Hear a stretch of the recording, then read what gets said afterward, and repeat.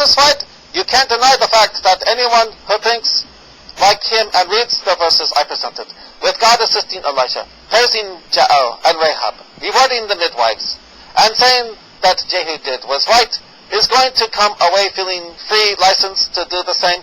You have to admit that.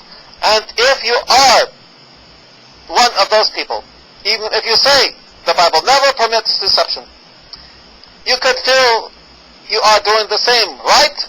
Jehu doing the same, that's right, same quote, right unquote, Jehu did. And how could I be sure?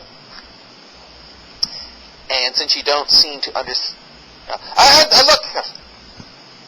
since you don't seem to understand my line of questioning, or are avoiding it, let me ask you a series of easy, understandable questions.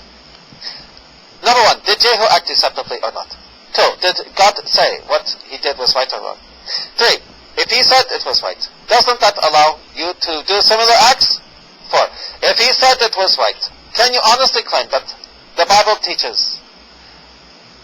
Number 4, if he said it was right, can you honestly claim that the Bible teaches you that acts such as that are bad? Did God tell him to act deceptively? By the way, how did Jehu act deceptively? He told the Baal worshippers they were going to really worship Baal. How do you know they weren't going to be worshiping Baal? He just didn't tell them that they were going to be burned in really worshiping Baal. I don't see how that is deception. How do you know they weren't worshiping Baal even though Baal was really a demon? Well, you just said something very foolish. You really have no idea what you are talking about, do you? Or you are being deceptive and trying to say what he did wasn't deceptive. Why do I say Jehu acted deceptively? Because 2 Kings 10:19 says, Jehu acted deceptively. And please answer my question. In verse 30, does God say what Jehu did was right or wrong? In his sight, that's like the 10th time I've asked this, and you haven't answered it right now. Please, I want your next comment I want it to be an answer. In other words, he acted like Rahab. But where does God tell him or Rahab to act deceptively?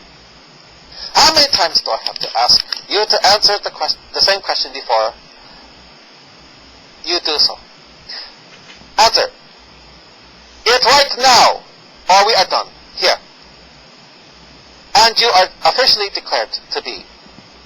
You are officially declared to be that you are afraid to answer it.